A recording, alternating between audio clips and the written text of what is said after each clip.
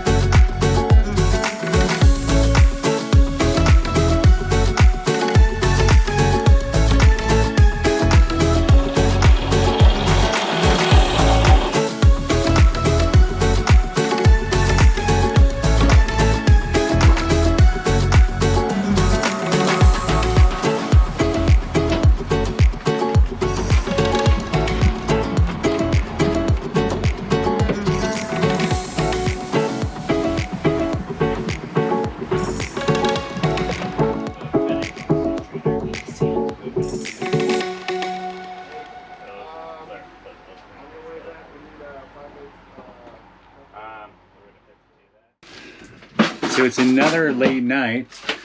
They finished the starboard or the port side rail, and so now we have to take everything and move it from the starboard side, every cabinet, every closet, from the starboard side over to the port side so they can get access to this side tomorrow. And it includes the back hatches, and you can just see the mess with everything that we have for the projects, all this stuff for the projects, and then everything just out of these big deep cabinets. Tons of stuff here. Stuff we're still working on with the engine. New raw water strainer just today. It's a crazy thing. It's $400, but it should serve us a very long time. You can see the boys' bunks. Boys' bunks is completely covered. But we're on our way. It's just our whole life is upside down right now. And it's about 9 at night, and so it's starting to get dark out. Rainy, but we're getting to the end of it. They think they're going to be done with rub rails on Tuesday. And so with that being the case, then we can start putting stuff away. And I'm doing a lot of work that are below the waterline in the engine room, obviously, but then in all the back compartments, and all completely new exhaust system, and then new hoses and hose clamps for all the through holes. And so when we go back in the water, we have to have access to all that to be able to see it, make sure it's working properly. And so we can't put anything back there, which is a ton of stuff, until we make sure that it's all working okay. And but it's great to have it brand new. And so we're using it as an opportunity to go through everything and then clear out some stuff, whatever we're not using.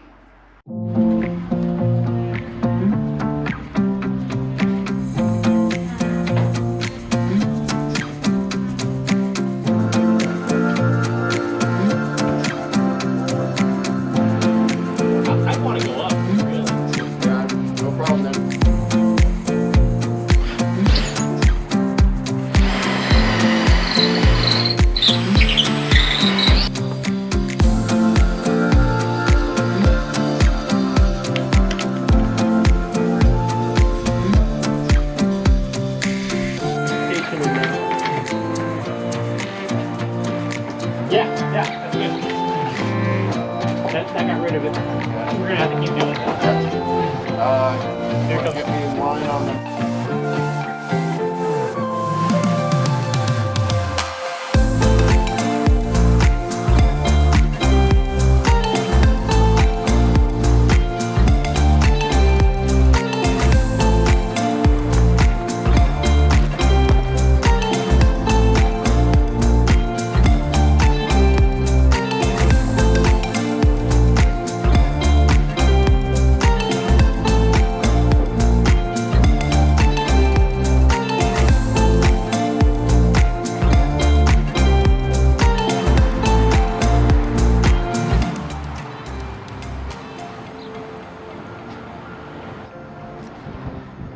So we are at week 7 of our haul out and our refit process.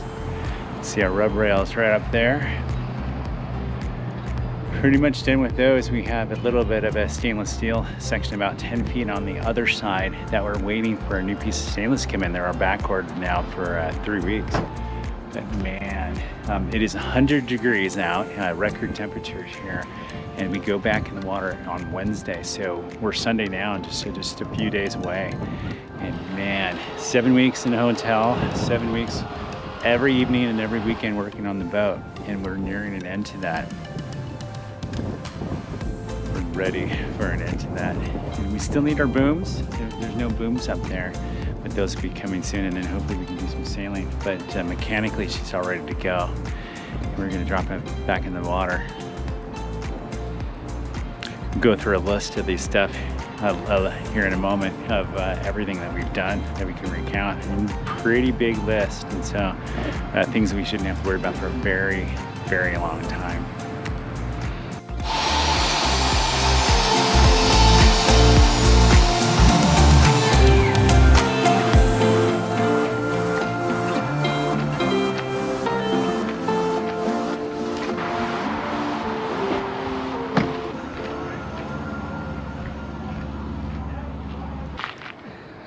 So, as you can see, this is how 7 weeks in the boatyard you look with 4 kids in a hotel room. We're done. Oh, we are done. We're so done. We are done. We even had 3 different companies helping us work on it, and we would spend every weekend day and then every week. Every day after work. Yeah, every evening on the boat.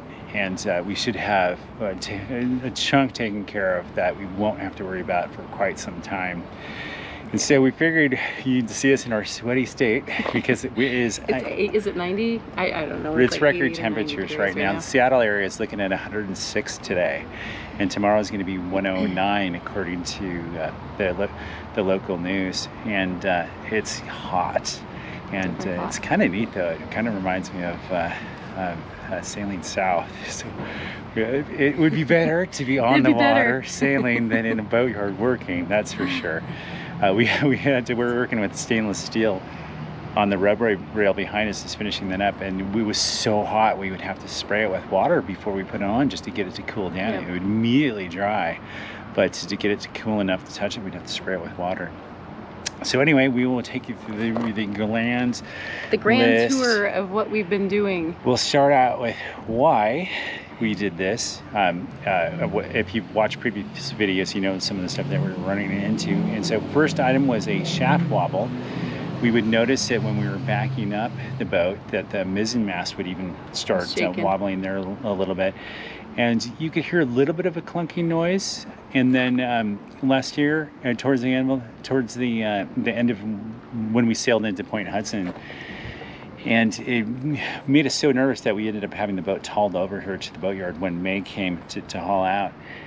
And shaft wobble, so we knew that there was an alignment issue with somewhere along the engine of the line of the engine to the cutlass bearing. Kind of hoping it was just the cutlass bearing before we hauled out, but we knew it'd be one of those.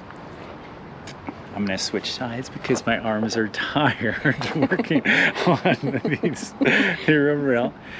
Well, we had that, and then we had an issue with the booms, and when we went into the winter, we knew that we were going to have to refinish. So he came with original We planned on refinishing the spruce booms. Yeah. One of them was 19 feet, and the other was 20 feet long, or 10 feet long.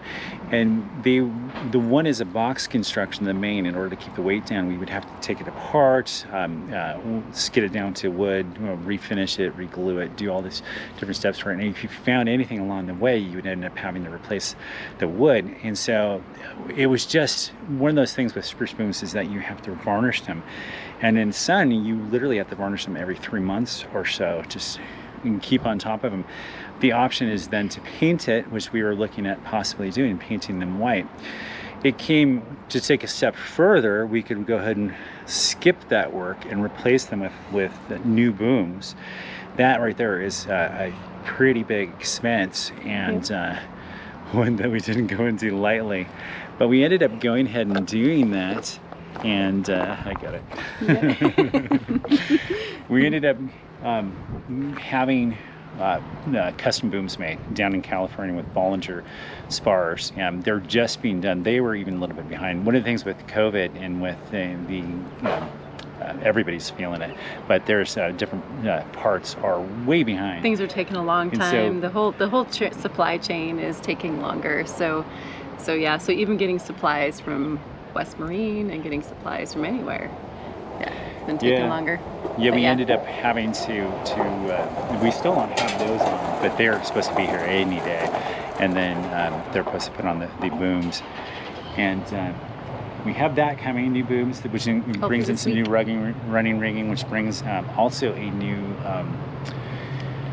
vang, which was also expensive. She never had a vang on her, and we wanted a vang because the main boom is so long, and then the topping lip needed an issue to address it. But with the new vang, we don't have to worry about it.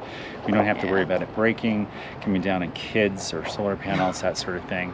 And so a chunk of expense there with the running rig and the booms and the vang that you're not going to be able to see yet, but it was a big step towards getting us sailing farther. And then we needed the rub rails. We had old teak rub rails on her that had been replaced a few different times that were disintegrating. And last year when we were at the dock, you could just see they literally just fell off They were in a couple falling different apart. spots, and we had bolts sticking out, and so we had to be Yeah, careful to make it sure was the boat dangerous. kept off the dock. And so those are replaced here by a team in town because we didn't have the equipment to make brand new rubber rails that are yeah. 37 feet long. 38 feet long. Yeah. And so those are none. They went significantly over budget, and so we're finishing that up for them, which is why our arms are tired, because we were putting on the stainless on them. We varnished them. It's 10 coats of all wood. That alone took about a week and a half waiting for the weather window, which now we have wonderful weather. But you can only do 1 or 2 coats a day, and with working, both of us working, it was 1 coat a day. Yeah, it was about 1 coat a day. So a week and a half to get those done. And then we had the shaft wobble that I previously told you about. And so we had wanted to have a professional mechanic come in and take a look at it because we'd been monkeying around with it so much, and we were just done with messing around with it. We knew that we would need new motor mounts because we couldn't adjust the previous one to really adjust the alignment properly. And then we wanted them to take a look at everything because we just wanted to put that behind us. And so we ended up having a company local that is very well renowned that came in, took a look at it. We'll probably add them all later, the credits. We'll put them on the credits. Yeah. And what we ended up doing was they ended up, the crew that built the rubber rails built a frame that we could lift up the engine. The engine's about 2,000 pounds. It's a Ford Dagenheim. It's Marinized by Osco. it's 6-cylinder diesel, 120 horsepower. It's just huge. In 1965, we ended up lifting up the engine, and we didn't know how long it's been since it was done. I might have been the original we definitely know the engine's original to the boat, but might not have been lifted since it was installed in the boat. So we lifted it up, new motor mounts. We cleaned up all below and painted in the engine bay, which looks amazing. And then they took everything off the engine. We removed 56 years of grime. She had been repainted once or twice, at least on top. You could see it, but yeah, I went through the whole engine. 56 years. I think there was 56 years of grime, and when we were done, there was 56 years of grime on us. But it looks amazing. It wasn't very pleasant, We cleaned it up just in a multi-stage process over 2 weeks. Yeah, And the same thing, 2 weeks. weekends, weeknights, just brushes and Cleaner. degreaser, and then Trying to make sure cleaning nothing it, got and into any important parts. and then Seal just everything off. then repeating the process probably 7 times or so just to get everything off there. When we finally got it completely clean, then we rinsed it down with tarps underneath it, of course, because we're in the hard, and she was still aboard at that point. And then we ended up osmoing it. The steel looks amazing. They really built a good engine. Every mechanic that's linked, there's fans, mechanics really that are well known in port towns, and there are fans in that engine, and you can see why. But it's osmoed, and then we painted it. And then also as part of the process, we had been recommended, because who knows how long it had been, the transmission had been removed and taken a look at that. We removed the bell housing, removed the transmission, looked at the drive plate. Glad we did that, because the drive plate had the springs being cut through, and also one of the springs had broken. So we replaced the drive plate. We took the transmission over to Harbor Marine in Everett, which is well known for transmissions. They took it apart, and it was completely functional, and they were amazed because it was pretty rusty looking on the outside. And they could see signs that at one point the water had gotten inside, probably because the oil cooler had gotten old at one point. The fluids were all great because we've been consistently changing them. But, they were like, since you have it out, it's probably the time to do a rebuild. And so that was $4,000. Later, we have a completely rebuilt transmission that was working okay. But the point was we just didn't want to lower the engine back in, have the transmission or the drive plate have an issue, have to raise it back up, because there's significant expense and time in just lifting that engine out of the way to get those things off. So rebuilt transmission, we have all new shaft, because you had the original bronze shaft, new coupling, we replaced the stuffing box and the gland, new hose. We'll have to put a list together. All new hose clamps. Yeah. New cutlass bearing. We by the same company that made the shaft, custom made in Tacoma by the prop shop. We had the prop tune, chucked and tuned. That turned out to be okay. They just needed to She touched it up. It looked brand new when we got it back. So that looks great. The exhaust had a couple of leaks, so we removed the entire dry exhaust system, replaced that, which ended up being a pretty substantial thing. And then the wet exhaust needed to be replaced, the hose on that. So as in many old boats, you go to remove it, and one side is, it's funny, I know the size is having worked on it. So it's 3 1/8, which is an odd size, was the one size that would go out the boat. And the other size that would go to the muffler was 2 7/8. And they just had clamped on the previous hose to make it work. Now the hoses are better and have wire inside, so you couldn't do that. You don't want to do that anyway, so we had to sand down the fiberglass tube that exits to make that 2 7/8 too. That took me, I still have things on my knuckles from doing that. Injury. That took about 9 hours, probably 3 nights. I do, just to get it down to the right size, monkeying with that thing. That's all new. Just into that, we also put in a new bilge pump too. We wanted to, after putting all this work into it, we don't want her sinking. And so we put in a new bilge pump, and that gives us the 4th automatic bilge pump, which is a whole nother story, because when we bought the boat, it only had one bilge pump, and it was a maintenance pump in the bottom of the keel. We still had that, but that failed shortly after we bought the boat, and there was no manual way to remove water from the boat. This is a 56-year-old boat, and so at the time 50 years old. And so what we ended up doing is we ended up adding these additional, and there's no bilge alarm for a high water. You would just have to figure it out when the maintenance pump quit working, which is what we did. We opened up the engine bay, and the water was up, and still below the engine, but enough to make us take a look at that. So we had previously installed a bilge alarm, a 4,200 gallon per hour bilge pump that was an emergency that would trigger all that. And then now this is a new bilge pump, which is 3,700 gallons per hour. That's our 3rd bilge pump that will trigger if it gets beyond that one. So the first one is the maintenance one was 1,700. We have a $4,200 emergency, 4,200 gallon per hour emergency pump. We're tired. 3,700 gallon per hour back up to that, and then up in the V-berth area we have an additional pump that operates off the battery banks that are reserved for the windlass. That is 1,900, I think. Yeah. And so that, and then we have 2 ways to manually remove water now. So we should be we good. take that pretty seriously. Well, when you have a family aboard, it's like we figured better to have extra than not to have enough. So Yep. always better to be safe. Yeah, thinking through the rest of it, one of the things that we found was that the fuel, there's 2 tanks for the diesel. One of them was an old steel one, and then one of them had been replaced. That's a new one, and it's about a 100-gallon tank, and so you really only need that one. But it would pull the diesel fuel out of that one and return it to the unused steel tank. Returning to the unused steel tank. Which had to be that way for the last few owners. Like, I know Dave had it that way, the previous owner, and the owner before him. They both motored quite a bit, and so something odd with that. Yeah. But that's all plumbed right. Replaced a bunch of wiring. An old through hole that was no longer in use, that was for the generator, we removed that, sealed that. An old plate that was for the radio, a grounding plate that was in danger of going, we removed sealed that. There was an outlet that was oddly placed into an internal scupper for the deck, just kind of plumbed in there. That when I went to remove it, I pulled out the hose, just slipped out, and then the hose goes out to the bilge, nothing. And so looking at that, there's the potential that if she would have healed, she could have leaked. And it's amazing, nobody ran into that, or it was never a problem, thankfully. But now it's not one anymore, it's all completely sealed over. Needless to say, we've already met with the surveyor, because it's all so ups many the value of it. Done.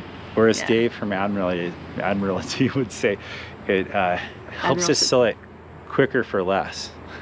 Helps us sell it quicker for less. Oh, that's funny. We had on the engine we had the exhaust, but we replaced all a scupper in the deck, back in the cockpit, replaced that. New hoses all through that.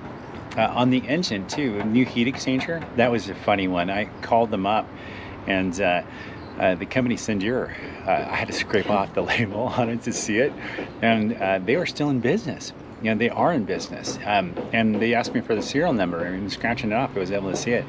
And they were like, "Oh, we have that. That was ordered in 1964.